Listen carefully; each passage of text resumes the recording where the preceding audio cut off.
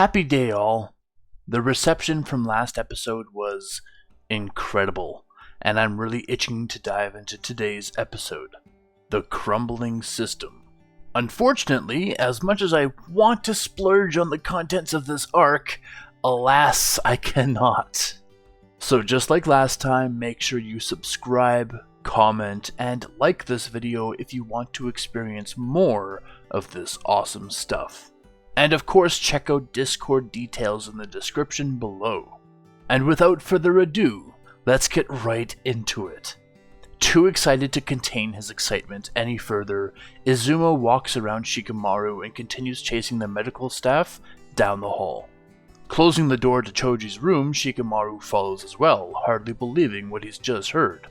Double doors flap as the medical team run through it, but once they close, they remain so. The crowd of doctors and nurses was so thick that he didn't even see Neji between them. Shikamaru wondered whether it was sheer coincidence for the two to show up so soon between one another, or if there was another reason for it. He also wondered if he was overthinking it. Standing at the doors with Izumo, Shikamaru was well aware that they couldn't simply barge through to see Neji. Sighing, Shikamaru asks Izumo how Neji was discovered. Izumo tells him that Neji was found washed ashore off the lake just outside the village. There were a couple kids who went there to fish, and Neji's clothes made him blend right in with the sand that he was laying in, so they didn't notice him at first. When they finally did, just like the man who discovered Choji, they just assumed he was a corpse. The kids turned him over onto his back and said that his skin was pale white, and his lips were blue. But when one of them tried poking him with their fishing rod, chakra discharged from his body, almost like a defense mechanism. That's when they freaked out and went to find their parents. Chuckling, Izumo is in just as much disbelief as Shikamaru. We thought it was miraculous when Choji returned, but already Neji has two? I don't want to get my hopes up, but what if some of the others are alive as well?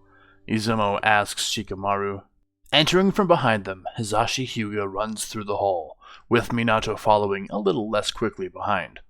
Standing aside for them both, Shikamaru and Izumo watch them open the door to the emergency room, only for them to be greeted by Lady Tsunade, who waves a threatening finger at them both for trying to enter. Just let me see my son! Hisashi shouts at Tsunade desperately, a great strain in his voice. Pausing for a moment, Tsunade shifts weight on her other leg and gives him a silent nod, opening the doors for him. From Shikamaru's angle, he still couldn't see Neji, but it was clear on Hisashi's tearful face that he had finally found his son again. His always regal composure was crumbling, and before it went with the wind, Tsunade shut the door again. Guiding him to a bench along the wall, Tsunade sits him down where he then buries his face in his hands and sobs silently. Stretching in place, Minato nods at Tsunade as she re-enters the emergency room and then moves to leave the building himself. Seeing Shikamaru, he quickly exits the tension-filled room and asks the young shinobi, Choji awake yet? No, sir, Shikamaru tells him. I'll alert you as soon as he does. Frowning at the news, Minato blinks and vanishes without so much as a head nod. More than Choza himself, Minato seemed very eager to hear about where Choji had been all this time and how he survived his encounter with Shisui. Shikamaru couldn't blame him. I mean, Shisui was worlds apart in skill from Choji. By all rights, he shouldn't have survived that encounter. When the side of his foot lands on a lump, Shikamaru looks down and reaches to pick up a leaf forehead protector, assuming it was Neji, based on how worn it was. Across its face are various scratches and mysterious marks where it appears to have been burnt black. Raising an eyebrow at the state of the forehead protector, Shikamaru asks Izumo what Neji could have possibly been doing for his forehead protector to end up like that. The rock ninjas seemed to be never-ending as they continually entered the fray, and Neji attempted to protect his allies from them. He used every ability that he knew how to do, as well as trying to make some new tricks up on the fly. But he had already used his rotation in a sustained manner to protect Shino and Rock Lee. If that didn't exhaust him, 12 shinobi showed up, and he took down 8 before the last 4 started to give him problems. But he was tired then, and they got around him. When he pivoted to keep them in front of him, he noticed Shino and Rock Lee unconscious already. The rock ninja picked them up and fled into the fog, and before he could follow, someone else stepped in his way.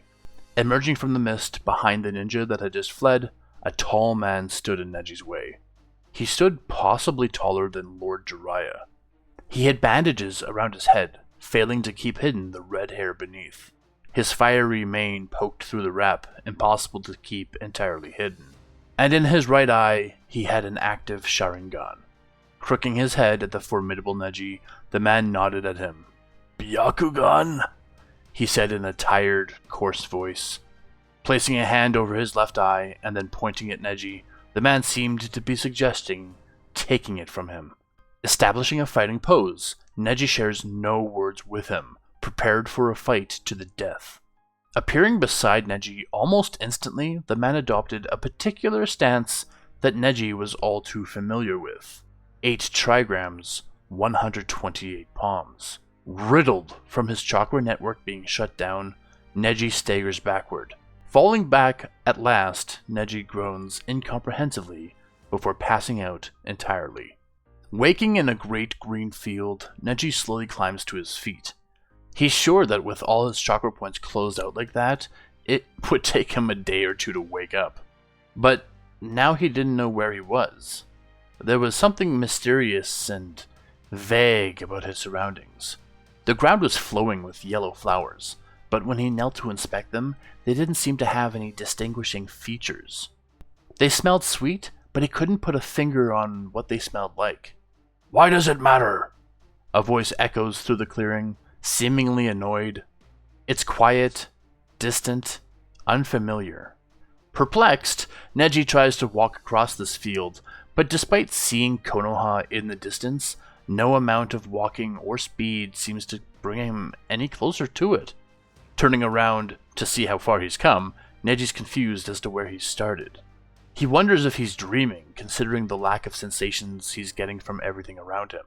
If it were a genjutsu, it either wouldn't work on him, or at the very least, would have a lot of detail put into the finer points. "Yes, yes! Get back!" The same voice from before cascades across the field like a gentle wind, brushing the flowers as it travels. Looking overhead, Neji sees nothing but light, as if the entire sky was encompassed by the sun.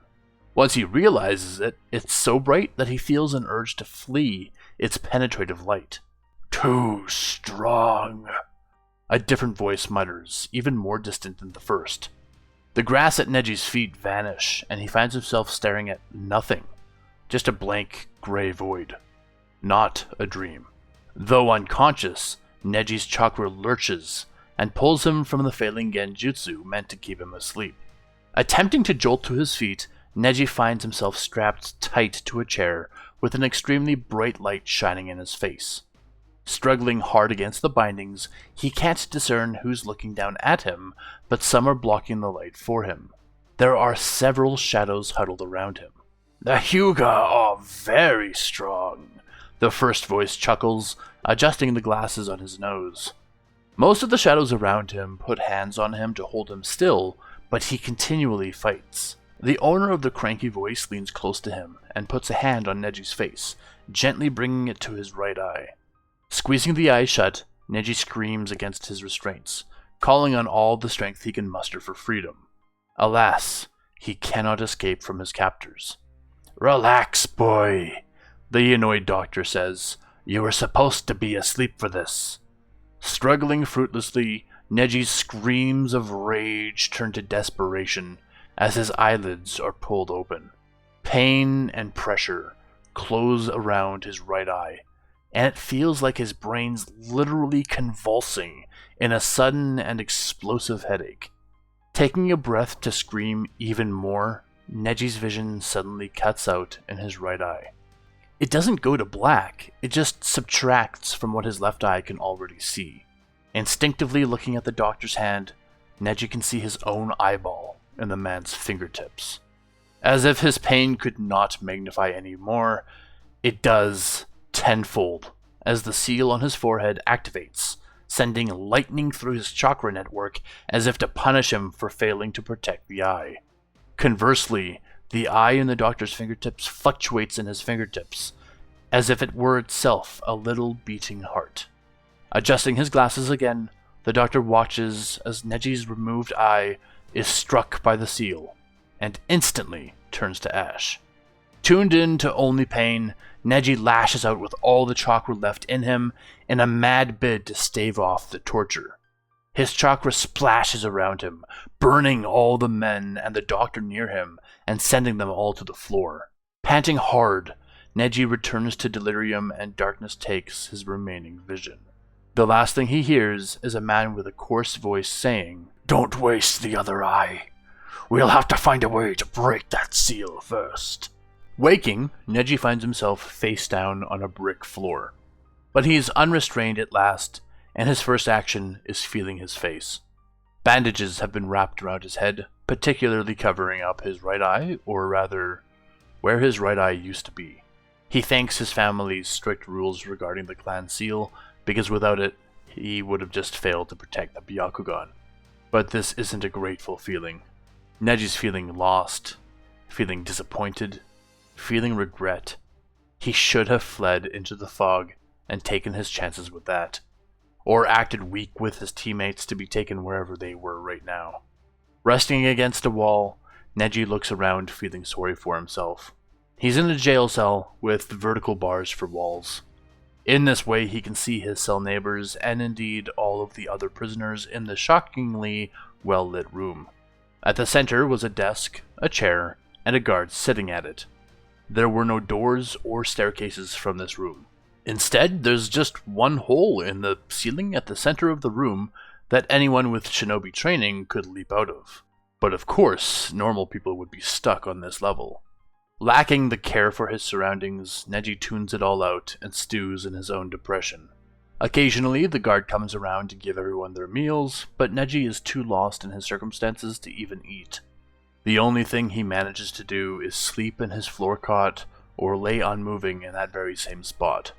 Eventually joining him in the cell is another boy thrown in haphazardly. Just as Neji likely was, the boy smacks into the floor unconscious. But again, Neji doesn't even shift at the commotion and continues to lay still. The best way for him to protect the eye is to starve himself at this point. He'd rather the eye died with him than for these jailers to figure out the seal and take it from him unscathed. Unlike Neji's reaction to being jailed, this boy wakes up eventually and wages a war against the metal bars of their cage. Bashing his arms against the metal, the boy shouts fiercely at the guard, swearing at the man and taunting him to come close. The guard ignores the boy outright, as do the rest of the prisoners and Neji himself. He simply does not care. Every morning that Neji wakes and every evening that he sleeps, it's to this other boy raining blows upon the bars. Spluttering awake one morning, Neji's curious as to why his face is covered in water. When he looks around for what caused it, all he sees is the same kid smashing his fists against their prison. Except, Neji realizes this is the first time he's actually looked at the boy. He has a white and red sigil on his back of a paper fan. This is no random child, that's an Uchiha. Sitting up for the first time in days, Neji calls out to him, and Sasuke's furious face turns toward him. His head is also bound by bandages around his right eye. They got him too. The Uchiha, however, don't have a seal to protect their eyes like the Hyuga do. Whoever took Sasuke's eye might be wearing it right now. Unlike the sullen Neji though, Sasuke has found a new purpose, a new energy to rage against the jails with. While Neji wallowed in his issues, Sasuke continually raged and actually woke up their neighboring cellmates from their stupor. Once their eyes meet, Sasuke immediately stops raging and kneels next to Neji to whisper to him.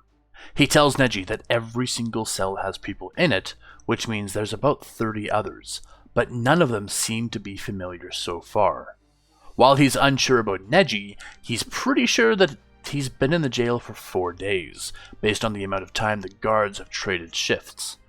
It's always the same 2 guards, so they must be 12-hour shifts. Sasuke has no idea how the mechanism for the door works. He thinks that someone forced the jail open to throw him into it before then forcing it closed, because there's no discernible hinges anywhere. When he tried to use jutsu, the guard allowed him to, but the fireball he slung couldn't permeate beyond the bars of their cage. Speaking of the guard, Sasuke's noted that he doesn't seem to be a ninja, but he at least wears the Iwa sigil. At the very least, that means they're still in a land of Earth somewhere. Sasuke thinks that Neji can use his Byakugan to at least figure out the structure of the building they're in.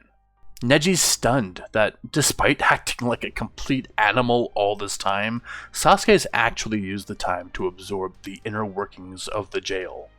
Deciding there's nothing to lose, Neji activates his Byakugan. Except he doesn't. The men who captured him thought ahead, and placed a seal on his left eye that prevented him from activating it. When he attempted to flow his chakra into his eye, he could feel from within that it stopped, as if an impenetrable wall was in its way. Pointing at an empty dish beside Neji, Sasuke tells him that he's been eating for two while Neji slept. But now that Neji was awake, he'll stop eating his food, and they can work on an escape strategy together. Their situation is exactly mirrored, but while Sasuke has only been invigorated for action, Neji had given up. Nodding at Sasuke, he gives him the go-ahead to verbalize his thoughts. Reaching through the bars on his right side, Sasuke grabs hold of the ankle of their neighboring prisoner. Springing awake, the prisoner kicks wildly for Sasuke to release him, before realizing that it's not a guard. After catching their breath and calming some, Sasuke waves him to come closer. Introducing themselves first, Sasuke asks how long the other prisoner's been here for. The cell neighbor is a scruffy, middle-aged man with a great beard with a random scattering of gray running through the black.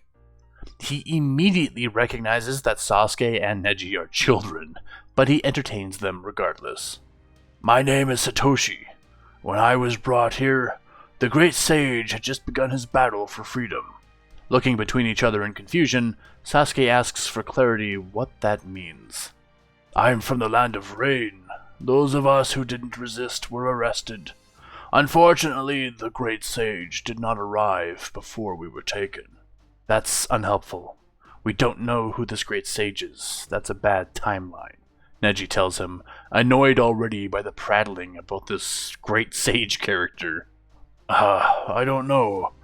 The fourth Hokage has just been selected. That's where you boys are from, yes? Confused, Sasuke tells Satoshi that Lord Fourth was selected over 10 years ago. This stirs realization, shock, and anguish in the poor man's face as he's realized how long he's been locked away for. We're underground! Nothing changes down here! I had no idea I spent so much time wasting away! We still don't know this great sage. That amount of time passes probably means he failed, right? Neji wonders aloud, causing the man to burst into tears. Massaging his forehead in annoyance at Neji's shameless statement, Sasuke leaves the man to his sorrow and invites Neji to their only other neighbor. He even tells Neji not to be a complete jerk this time, because this is their last chance to get some information. After some gentle vocal prodding, Sasuke eventually catches the attention of the woman curled into a ball in the middle of her cell.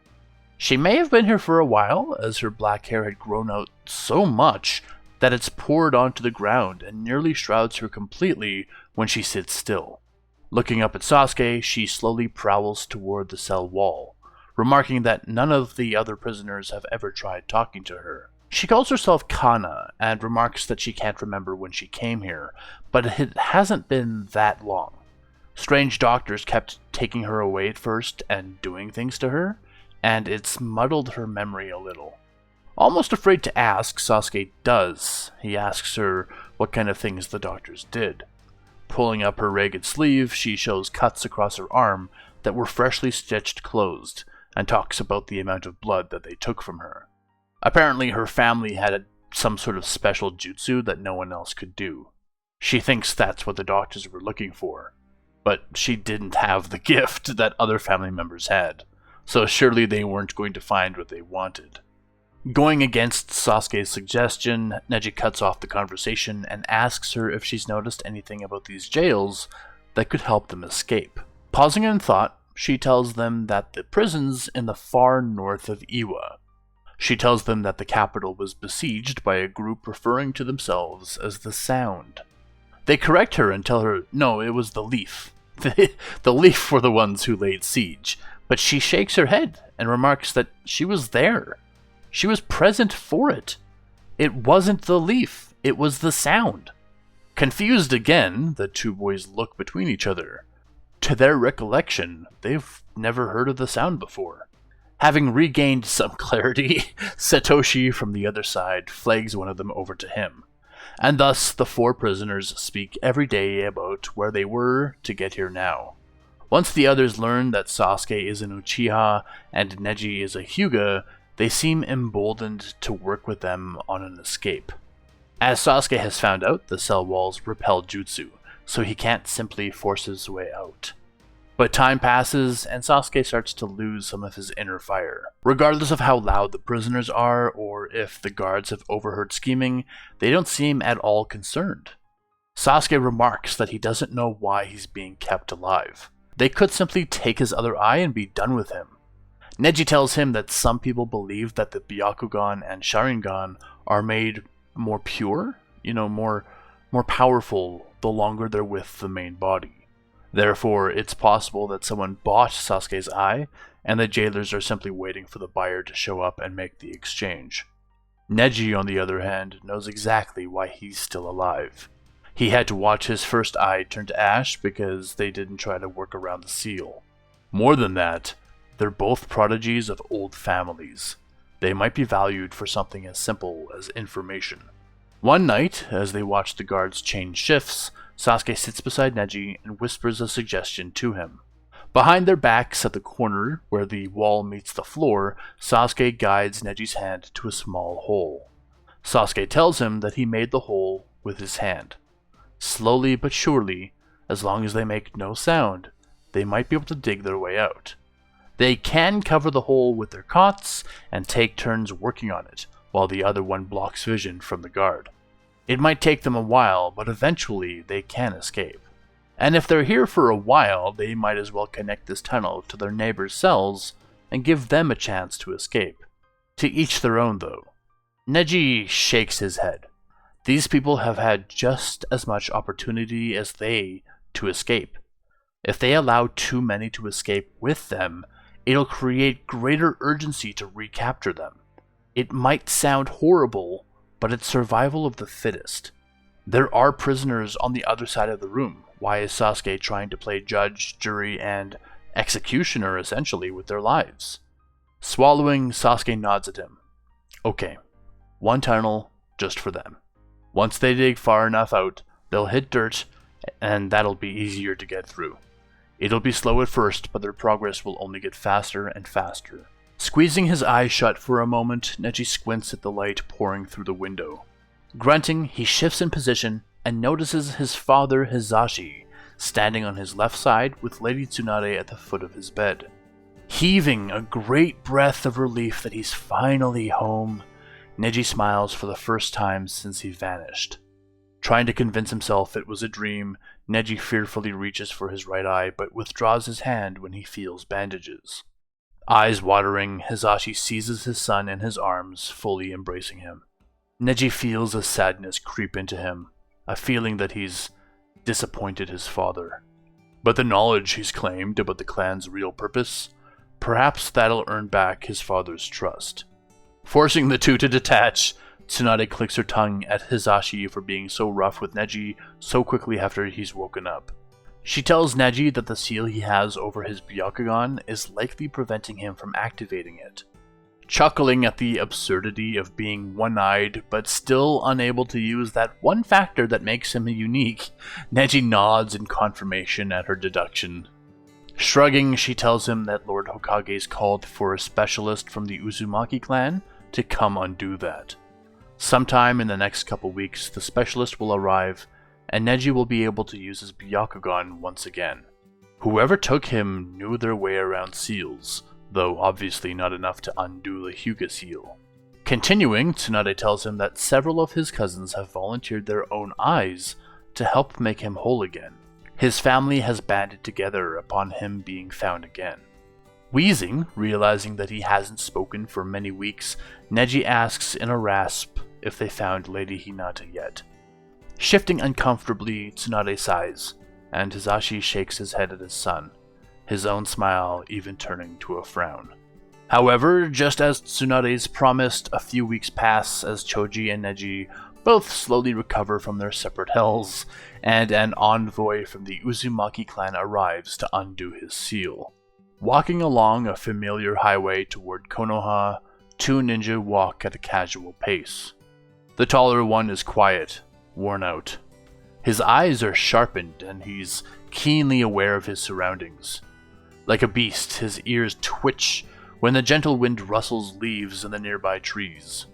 Rounding a bend, they finally see Konoha in their grasp.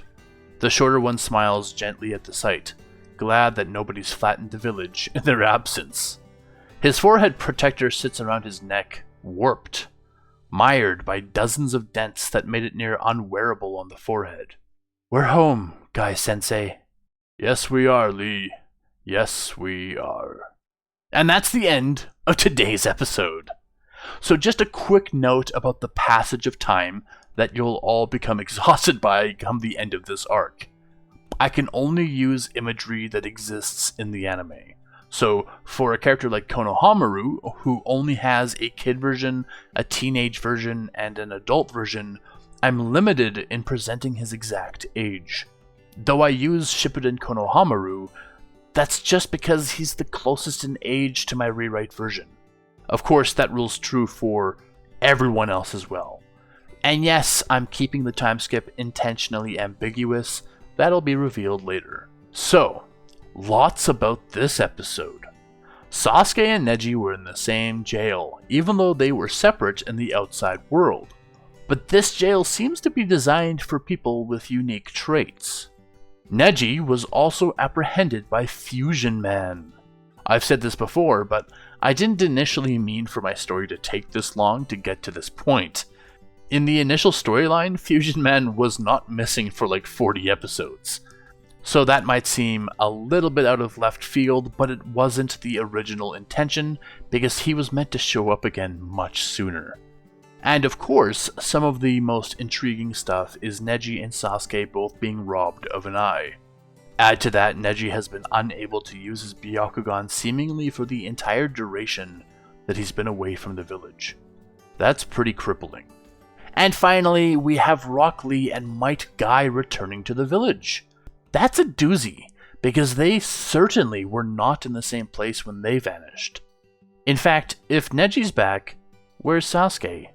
In fact, if Rock Lee vanished with Tenten, Naruto, and Shino, where are those three? And unlike Neji and Choji before them, Rock Lee and Might Guy are reappearing on their own. Finally, we have found people who aren't at death's door. There's so many exciting bits coming that I'm starting to feel like a broken record. Look forward to my grand spiderweb eventually connecting together at the center.